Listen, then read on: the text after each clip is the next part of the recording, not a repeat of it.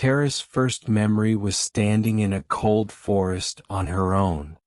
It was early December, that part of the year when the weather didn't quite know whether it wanted to be snow or rain, often opting to neither. Despite her thick overalls, she was freezing. She could see her mother's unresponsive face in between puffs of smoke from her breath. While Tara was only 5 years old, she'd never known her mother to be so quiet. Of course, this was a special situation. Tara had no idea her mother hadn't been able to keep up on her seizure medication. Tara didn't know what a concussion was, and she didn't remember the way back to the car. Instead, she just stood there hoping the cold would pass. Her teeth chattered relentlessly. "Cece, come on, Mom," she pleaded. "Let's Gigi go." But no one came to help. Tara couldn't get far on foot, her large overalls making it difficult to climb over the various branches and brambles. She tried calling for help, but her voice was too weak and her teeth chattered too much. Besides, it was getting dark, fast. As she curled up her next to her mother, she noticed someone on the distance. Someone approaching. As the sun set, she could begin to see the outlines of a boy in the distance. He was about her age, no more than 5 years old. Short black hair with large brown eyes.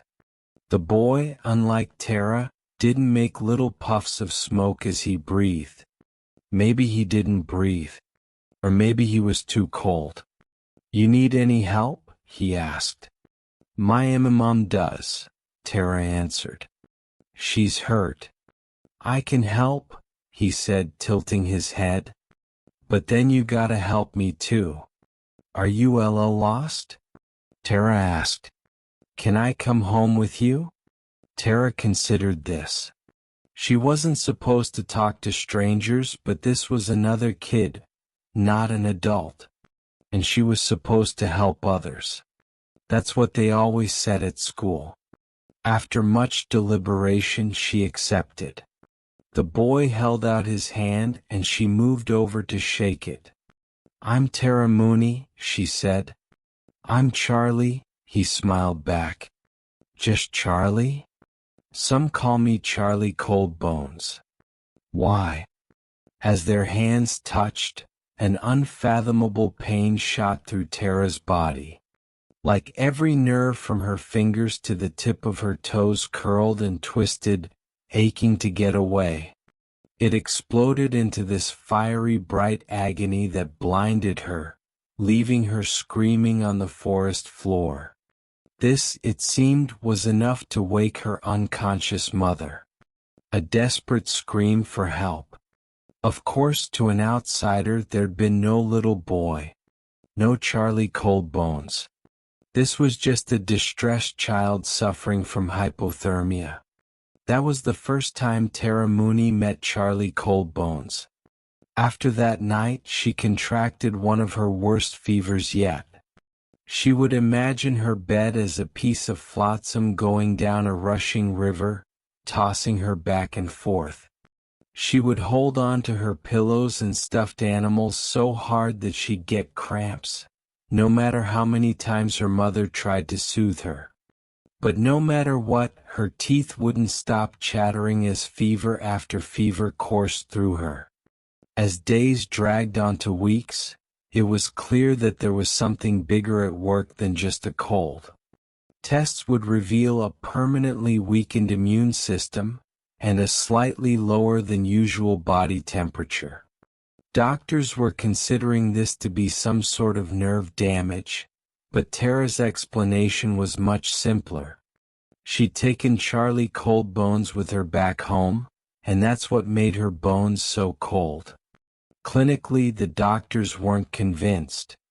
You couldn't really put Charlie Cold Bones in the patient records and call it a day. Instead, they started a long series of treatment and medication. Throughout all the tests, treatments, and expensive medication, Tara never really improved. She'd have her good days and her bad days, but it always came down to the same problem. Her bones just felt cold. Her teeth wouldn't stop chattering. She'd wear these teeth guards that helped, but she'd have these seizure-like flashes of pain at random intervals. Her mother, on the other hand, was convinced it was somehow her fault. A passing genetic fault from one person suffering from seizures to another. For an outsider, it might appear that way even though Tara insisted otherwise. Still, to see her daughter go through trial after trial after trial with little to no success, it was one of the most disheartening things a parent could witness.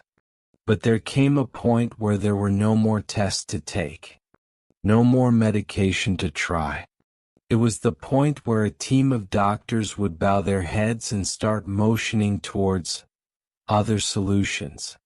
No one would outright admit it, of course, but the insinuation was there. There were medical blind spots that the most outrageous and fantastical things might find a way to cover. And those things weren't covered by any kind of insurance. There were oils, of course. Various candles and sticks of incense. Strange things with strange markings making her toys smell weird. Tara wasn't a fan and she told her mother as such. This wasn't going to keep Charlie Coldbones away. He already lived in her bones, what more could she do? Somewhere down the line even Charlie himself became a target. Drops of holy water, incantations, crosses hidden under pillows. While Tara didn't pay it much mind, it was clear to her that her mother was running out of ideas. It was a helpless feeling. Tara was a good girl and wanted to help any way she could, but she couldn't hide her chattering teeth. As things started to take a turn for the more desperate solutions, Tara found herself in a bed stripped of blankets and pillows. There had been a discussion about the teeth chattering being a psychosomatic response. That Tara wasn't really cold. So by forcing her to be actually cold, it might trigger something new. That was the idea, at least. But to Tara, it was just a particularly uncomfortable night. As the clock passed midnight, Tara was drifting in and out of an uncomfortable sleep, her chattering teeth silenced by a plastic mouth guard. It still had a coppery taste of tap water. She barely noticed the boy sitting at the end of the bed. Maybe he'd been there all along. It was impossible to tell. When he finally spoke, Tara could barely hear him.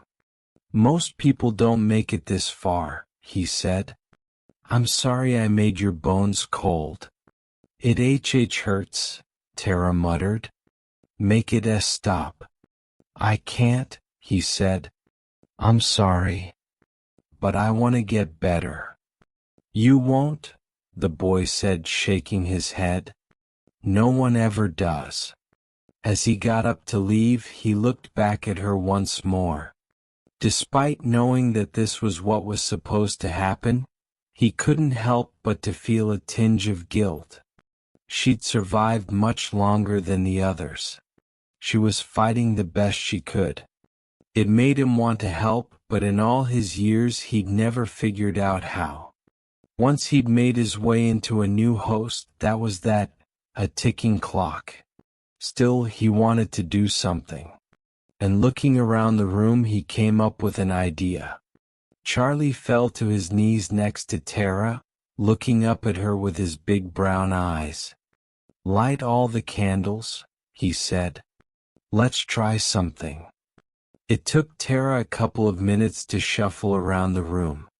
She gathered all the various candles that her mother had left behind, about a dozen in total. Smells of vanilla, pine, rosemary, and sweet summer fruits. She lit them one by one, almost burning her little hand as she did. She sat down in front of the candles, watching the vapors reach into the air. A voice came from behind. Reach your hands out, Charlie whispered. Let the heat in. Tara did as he asked. Holding her hands out, she didn't notice how one of the candles caught the corner of her mango-colored pajamas. But she didn't feel a thing. Now let the cold out. It was almost instinctual. As she relaxed, an icy breath escaped her, blowing out the candles, along with a little fire making its way up her arm. It all died, and with it, a spark flickered along her spine. A little stolen warmth, melting her just enough to make the chatters stop. As she breathed easy, Tara got to her feet. Giddy with excitement, she ran to her mother's bedroom, not stuttering her name for the first time in months. That was the second time Tara Mooney met Charlie Coldbones. Throughout most of her childhood, Tara would cope in a variety of ways. She'd insist on her mother keeping the fireplace lit, and she'd drain it of heat every night. Sometimes a collection of candles would do as well, like it did that first night. After a while she started to experiment with boiling water and high currents of electricity. Whatever could generate enough heat to melt her bones for a while. As she got into her early teenage years, she found a new trick: cigarettes. Drawing that heat straight into the lungs was an effective way to melt the ice from her bones, to keep her teeth from chattering, much to her mother's despair. Smoking at the age of 13 wasn't a good look, but at least there were fewer active signs of pyromania.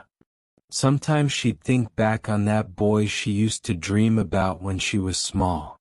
She would wonder what became of him. Did he also grow up, or was he still just a little boy with brown eyes, living deep in her cold bones? She got her answer on a cold October evening, 2 weeks past her 16th birthday. A discussion with her boyfriend Dale had devolved into a scream fest. Dale was accusing her of flirting with a guy outside a convenience store for cigarettes, and Tara was accusing him of spying on her. There was this mutual distrust, and despite years of practice and adaptation, there was one telltale sign that always cracked the surface when Tara was stressed. Her teeth started to chatter. She didn't see the first swing coming. As her head hit the floor, she heard him asking a barrage of rhetorical questions. Why she was doing this to him. Why she refused to tell her the truth. Why he wasn't enough, and why she was making him do this. Feeling the warmth slip out of a wound across her forehead, Tara could feel the chill envelop her bones. She hadn't felt it since she was 6 years old, but it was unmistakable. I gotta think, Dale cried, pacing back and forth. You gotta let me think. But Tara wasn't thinking. Instead, she looked into the big brown eyes of the little boy across the room. The boy who lived in her bones. Hi Cece Charlie, she mouthed, a smile creeping up on her face. You came be back. That's his fucking name? Yelled Dale, pointing with a bloodied hand. Who the fuck is he? Tara reached out an open hand towards the door. Dale couldn't see him. No one could. Maybe he was never really there. As Dale bent down to look Tara in the eye, he realized she was looking right through him. Realization dawned on him. He'd hurt her more than he'd anticipated. I'm not done, he said, shaking his head. I'm not done here. He wandered the room, picking up everything from baseball trophies to kitchen knives, but settled on his own belt. There'd already be blood on the floor, he didn't want to add to it. As he wandered about, Charlie kneeled down next to his friend, stroking her hair. You look cold, he said. But there are no fires. That's okay, said Tara. This is okay. I think he's gonna hurt you, Charlie continued. I'm scared, Tara. Me too, she said. I'm real as issy scared, Charlie. I don't know if I can stop him. Please? She smiled at him. Try. As Dale settled on using his belt, he turned to the bleeding young woman on the floor, only to see a young child. A boy no older than 6. Hair like a dry tumbleweed and skin covered in frost crystals.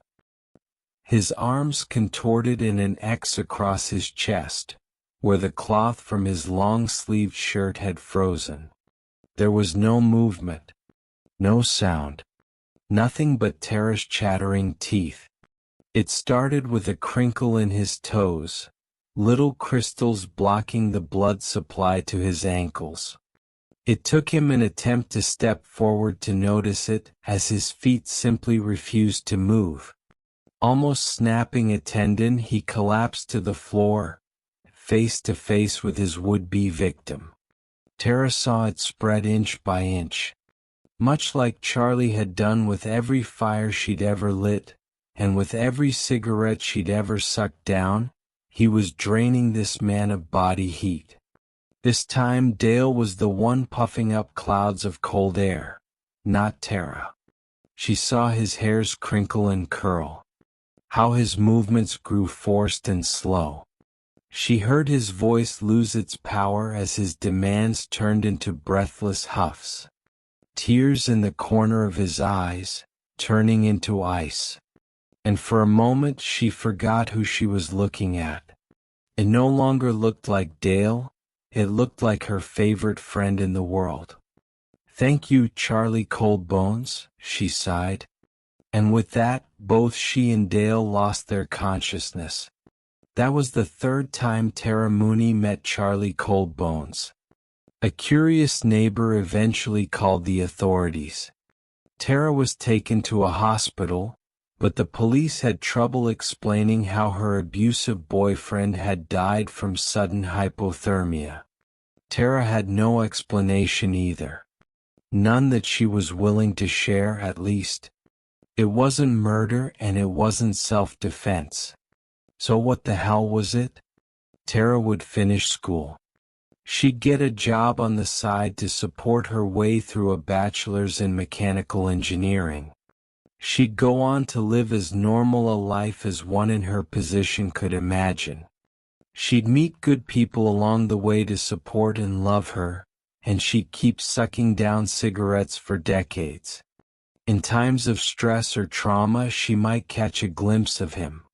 She might get the sense that he was near. She'd dream of him, ask for him, but nothing would be bad enough for him to appear that way again. Not for a long time. But Tara Mooney would see Charlie Coldbones one final time. For there lived a little boy in the back of her bones. Forever.